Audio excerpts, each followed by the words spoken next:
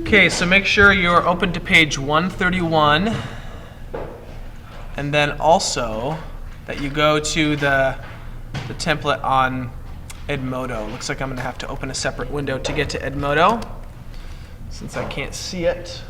Screencast-o-matic going. So it's this company budget, and open the template. One person had a problem with that they were able to open it, but then weren't able to edit it. And we tried to get around that by saving it right away. Did that work, Caitlin? Okay, good. So you know when you download it, it gives you the open, save as, or save options. We did save as, and then it was editable. Not to be confused with edible, yes. So right here is what I'd like you to download, the budget template. And what will come out is not this, but rather this. No, that says budget template. You're getting there. It's okay. Why is my computer on? It's mad at me, I think. Let me close this one, see if that helps. Let's try that again. So you're all, I'm sure, ready to go, but the teacher is not. Yes? There we go. Finally. Enable editing. So people, the first thing to do, it says, is to navigate here to sheet 2. So click down here, and as you do that, basically what we're doing is we're trying to set up a sheet with a template, so with some help, to determine how money is going to leave your company and how it will come back to your company. And which would we like to be larger? The money moving out of your company or the money coming back in? Yeah, here's one way that companies keep track of this. Now this is already probably slightly outdated because we're doing this manually. So this would be the manual way.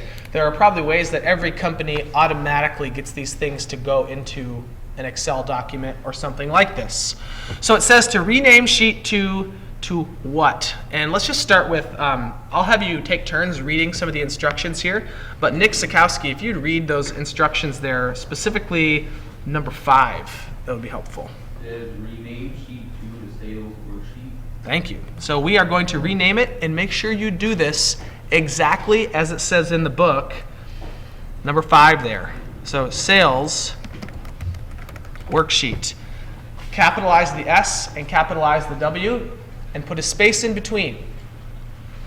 People, make sure you stay with us here. You will save yourself a lot of trouble. Ariana, would you read for us instruction number 6 there? All right, let's do that together. So it doesn't like me because I'm not clicked in here, I think. So I'm going to insert a header. And you can put your name in here. That would be the next step. Also encourage you to save early, save often. It's like you're on a movie set here. Alexis, would you read instruction number 7? Format columns D to H to dollars. Okay, so here's how you do that.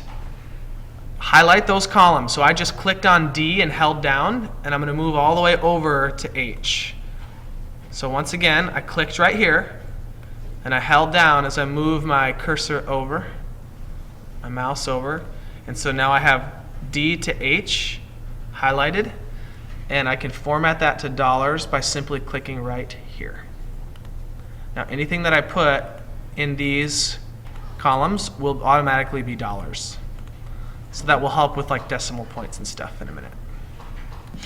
Peyton, would you be willing to read us number 8? Yes. So this is even a little easier than our last step. Highlight it, and then click on the % sign. That's going to be key. Your formulas will not have good sound equations later if you do not do that. Your numbers will end up all skewed, so you want to format column I to %. Nick, would you be willing to read for us, I guess it would be number 9. In column A, type several major revenue categories from your company. Yeah, so let's just define that a minute. I think what would be most helpful is probably just to write some suggestions for you. So let me get to a place where I can do that. What would be best? Probably. All right, so here's some examples of revenue or money that is coming in to your business. So for me, I have a baseball instructional school. So I need to think of some ways that my company is going to make money. Here's a poor example of a revenue category, because I can make this much more detailed. So you think of this too. A poor thing to say would be lessons. Can anybody think of why that would be a poor revenue category? For a sport like baseball, is there more than one type of lesson? Yeah. There's lots, and some are going to require more time than others. So if you don't give lessons, think of how that might apply to you. You want to be as specific as possible here, and you only need to come up with 5. I would encourage you to go no more than 5 revenue categories, just so the assignment isn't too overwhelming. So I'm going to give some examples here of my... Okay, so once again, here are 5 potential revenue categories. They'll be different for your companies. And you can feel free to make them up. You don't need to make sense of your categories right now. You're never going to have to justify those to me, but make sure you have 5 for the sake of the assignment. All right? If you were running an actual business, you'd want your categories to make sense. If they don't here, that's okay. So don't get hung up on that. Okay, so we're going to go to number 10. And Caitlin, would you read number 10 for us? Instead of being 12 times the number of days your business will be open for the year. Think about holidays. Think about holidays and days you want. Good. So how many weeks in a year? 62. 52. So if you take one weekend day off, possibly Sunday, how many days off per year would that be? This is not a trick question. 52. Yes. Very good. Plus holidays. I would say a baseline, unless you want to be open all the time, is 300 days per year gives you quite a bit of wiggle room with holidays and such. So that's what I'm going to put. You can go up to 365. If you're only open 100 days a year, I hope you don't plan on making much money. All right, people, once you have decided how many days you'll be open per year, the next one is a little bit trickier and maybe a little more arbitrary. Do you know what that word means, arbitrary? Like you just sort of have to pick a number, because prices are determined by market value, and we probably don't have enough time to research that in such a way that you would guarantee yourself to make money but also get business. Feel free to use Google as we do this. But Jelani, would you be willing to read number 11? Go ahead, Jelani. In column A, type the number of units of each category you will do like Yes, exactly. So I'm going to decide how many lessons would I like to give per day in each of these categories. So I'm going to say I would like to give at least 5 hitting lessons. Man, if I'm giving 5 hitting lessons, I'm probably going to already need to start to think about some employees. That's okay. I'm going to start with 5 pitching lessons as well. That would make me busy most of the day, just right there, if those were half-hour sessions. You know, that's 5 hours just in those lessons. I'm going to go 5 for each of my lessons. And in terms of equipment, I'm going to shoot for less. I'm going to start with 2 pieces of equipment per day. So you just sort of have to pick numbers, and whether they make sense or not at this point is okay. We can always go back and change them. But pick somewhere where you'd like to start for each of those. Attention, that'd be great. Okay, so now we're going to go to number 12. So here's where we need to be really cautious about what we type into Excel, because if you don't type these exactly right, it won't work. Kat, would you read number 12 for us? In cell C4, insert formula D4 times B. Cash line.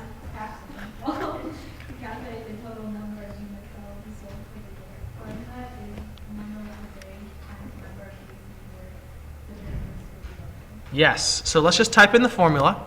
So we're going to go equals.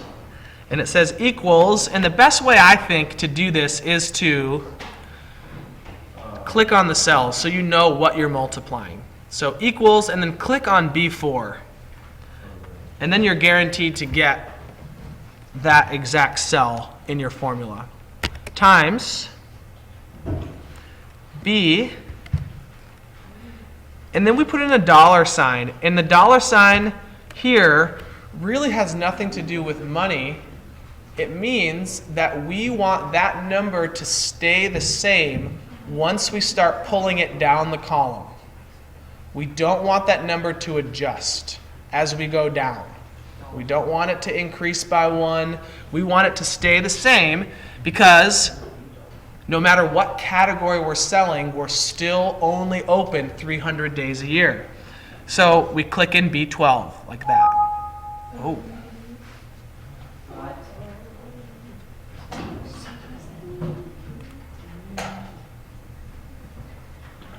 Wouldn't you just do B12 and then put money? We can try that. It let me, let's see. Let's see if it lets me do that. Yeah, you might be right. You got mad at me. And there we go. Wait, what is it?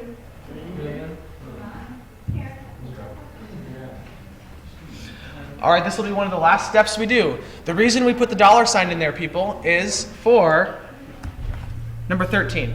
Maddie Page, would you read number 13 for us? Use the fill handle to drag down a formula for each category in the column. Good. So again, we put that dollar sign in there. So on this step, when we drag it down, it will multiply the number per day for each category times days per year. So you figured out for each of your categories how many you're going to sell per year. So that dollar sign becomes very important. Excel will get a little bit confused and it's going to try to adjust for each category. You don't want it to adjust because no matter what category we're selling, we're still open just 300 days a year. So that's all we're going to do for today in terms of this spreadsheet. Make sure you have saved your assignment. I would encourage you to save it on your P drive if you're working at school. If you're working from home, make sure you save it on your flash drive and clearly label it so that you can get to that tomorrow when we continue. All right, that's it for today.